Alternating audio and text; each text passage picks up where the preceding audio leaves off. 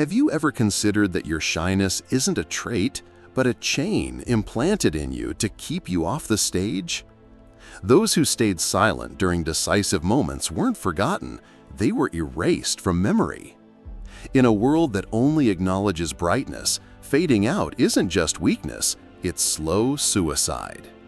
Worse yet, fading isn't the result of failure, but of a mind trained to shrink whenever it approaches the light. You're not afraid of people, you're afraid of being seen. You're not afraid of making mistakes, you're afraid your voice will be heard. But no one told you the truth. The fear you were raised to obey isn't yours. It's a voice older than your consciousness, programmed into you like software you never knew was installed. And every time you say, "I'm shy," you reinstall it. What's rarely said is this: shyness can't be fixed with words. Not by breaking barriers, not even by gradually exposing yourself to social situations. Shyness isn't a wall in front of you, it's the room you're standing in. And if you want out, bravery alone won't cut it. You must become something that doesn't even know what fear is. How? With one technique that's never shared with the masses. Detach yourself from yourself. Step into another version of you. No excuses, no apologies, no preface. Walk, speak, act as if you came from a mind that never learned fear. Pretending? No. Rebuilding. But this path isn't for everyone. Only those who've grown to hate their dimming more than their fear will continue to the next part. Those who believe that a person changes just because they want to haven't understood the mind. The mind doesn't respond to desire, it responds to programming. And programming isn't replaced by sermons, but by repeated action, even when it feels fake at first. That's why the first version you need to erase is the one you were taught to respect. The version that feared raising its voice, feared eyes, feared being mocked. The version that settled for being the quiet presence. You don't need to improve this version. You need to overwrite it with something else. A version that doesn't apologize, that doesn't wait for permission, that doesn't fear the spotlight. This version isn't imaginary. It lives inside you, but it's locked up, trapped in a bundle of negative memories, old moments, and mental images still dictating your choices. That's why saying, "I'll change," isn't enough. You need to perform a quiet dismantling of your current identity and reconstruct it like a master rebuilding a broken machine. How do you start? Don't meditate. Don't write goals. Start by disowning, rejecting everything you thought was you. In moments where you fear speaking up, don't try to be brave. Instead, tell your brain, "This isn't me." Then speak in a voice that doesn't sound like you. In the moments where your chest tightens, don't try to breathe calmly. Act as if fear is simply not allowed. The mind will resist. It'll say, "This isn't who you are." And that's where the game begins. Because truth isn't something you were born with. It's something you decide now.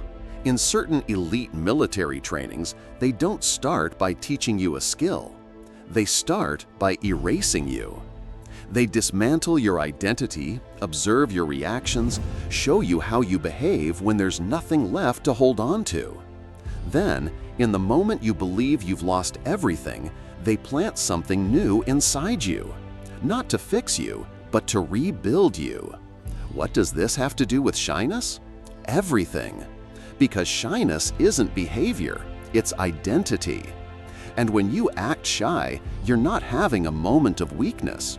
You're reinforcing a full psychological structure, built from past moments, silences, hesitations, until it became part of you. And this part can't be talked away. It must be destroyed. Destruction begins when you adopt a new persona, not to pretend, but to test. A persona you activate in every situation you fear. You enter crowded rooms with it. You speak to strangers with it. You raise your voice without waiting for approval. At first, it'll feel ridiculous. You'll hear a voice whispering, "This isn't you, you're faking it." But who said pretending is wrong? Who said what you are now is the truth? Maybe what you call authenticity is just a habit. And maybe what you call a mask is the face that was stolen from you. To embody someone else isn't betrayal. It's a chance to meet the person you could have become if you hadn't been silenced as a child. Some ask, isn't it better to just be yourself? The answer is clear, no. Because your natural self, as you call it, isn't pure. It's distorted. It was sculpted by a childhood full of warnings, by words thrown at you when you made mistakes, by looks that made you shrink, and by fear repeated so often it became law. What you call your true self is just a polite version of someone terrified. You want to be free? Then stop clinging to what you were made into. Uproot yourself completely. Invent a new voice, a new way of walking, a reaction that defies everything you were used to. Not to convince others, but to shock your brain. And by the way, if you've made it this far, you're not like the rest. No one follows this kind of message by accident. The ones who continue are the ones who've smelled the scent of power beneath the words. Those who act without exposing their strings are the ones who weave the web. Subscribe, not to learn, but to begin the purge. Now let's return to the game. When you get used to embodying and repeat it, something starts to happen slowly, then all at once. Fear won't vanish, but it'll become a tool. You'll feel it, yes, but it won't control you. It won't silence you. It won't drag you backwards like it used to. It will become a red light inside you, a sign that you're about to break through a boundary that was once forbidden. And when you reach that point, don't retreat, because that moment is when the new version of you is born. Not stronger, not smarter, but one that does not submit. In psychological warfare manuals, there's a simple rule. He who controls your reaction owns you. And shyness? It's a repetitive reaction, one your nervous system was programmed to trigger whenever it senses that you're visible. And every time you obey it, its power over you grows. Those who wait for the fear to disappear before they speak will stay silent forever. But those who act despite the fear are the ones who reprogram their brains. You don't need courage to begin. You need a small dose of rebellion, just enough to break your usual pattern. The first time, your voice will tremble. The second, your mind will be foggy. The third, you'll surprise yourself. And the fourth, the new version will show up unannounced. Why? Because the brain doesn't distinguish between real experiences and well-executed role play. What you repeat consistently becomes a neurological reality. What you start today, even if it feels fake, will later become part of your inner system. So don't wait to feel ready. Begin before you fall back into the same old lie. And before you ask, is this real change or just acting? Let me answer. Who cares? The world doesn't reward those who try to understand themselves. It rewards those who impose themselves, despite all the internal voices trying to pull them down. You're now halfway through, and the old version of you is starting to tremble. Every time you back down, there's an inner voice applauding itself. A voice that knows your weak points and masters its timing. It shows up right before every step, whispering things like, "Don't embarrass yourself. Not now. Just stay quiet a bit. Tomorrow will be a better time." That voice isn't innocent. It's not protective. It's the guard keeping you locked in the cage. And the more you listen, the thicker your bars become. The cruelest part of shyness is that it doesn't explode. It pulls you back, silently. No noise, no blood, just a series of hesitant choices, until all that remains is a polite shadow. But there's a way to sneak past this voice. Don't respond to it. Don't argue with it. Don't try to reason with it. Don't fight it. Just observe it. Like watching a creature behind glass, one that knows it's been exposed but can't harm you anymore. That's the beginning of detachment. And once you succeed, you step out of the battlefield and into the command room. Fear stays, yes, but it loses its power. It becomes like a notification on your screen. You know it's there, but you don't click on it. And that's when the next stage begins. You act, not in spite of fear, but alongside it, as if you don't see it. And that, to you who made it this far, is the first sign of domination. True domination doesn't begin when others see you as strong. It begins when you stop trying to convince them. Those who chase validation are slaves to others' opinions, even as they shout, "I'm free." Never forget, each time you say, "I want to be brave," you're also admitting, indirectly, that you aren't. But when you act without explanation, without justification, without seeking applause, that's when the transformation begins. The first signs of the new persona aren't in loud voices or bold moves. They're in the silence, the kind that holds no fear. In the steady gaze. In the short, weighted replies that offer no excuses. The shy version over-explains. It justifies its actions, apologizes for its presence, even when no one asked it to. But the alternate version, the one you're now building, doesn't apologize, doesn't explain, because it doesn't see itself as intrusive. It sees others as guests on its stage. You might think that's arrogance, but in truth, it's a new architecture of your place in the world. You're not here to ask for permission to speak. You're here to reclaim the space you were tricked into thinking didn't belong to you. And once you taste that feeling for the first time, you'll never go back.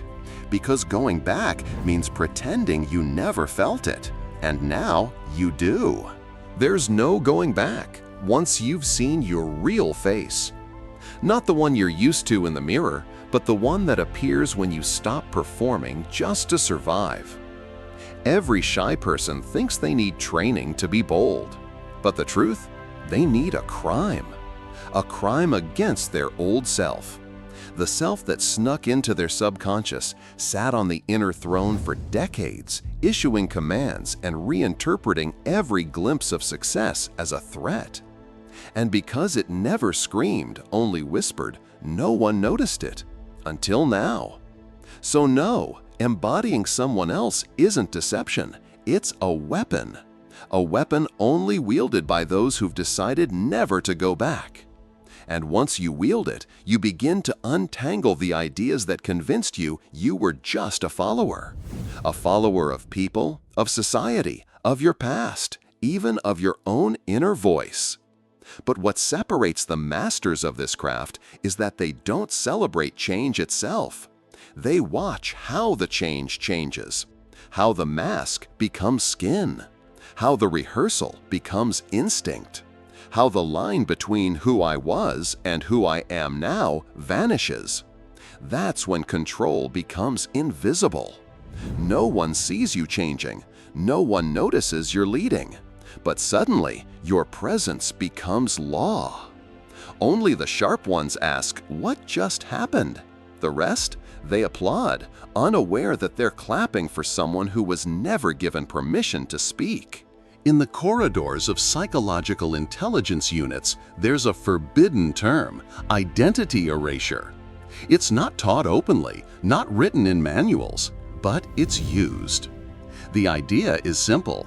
If you want to build a soldier who fears nothing, don't teach him bravery. Erase his past. Erase his ties to memory, to his hometown, to the soft spots that make up who he is. Then, from the ashes, plant in him what you want him to become. You don't need to go that far. You won't be pushed to the edge.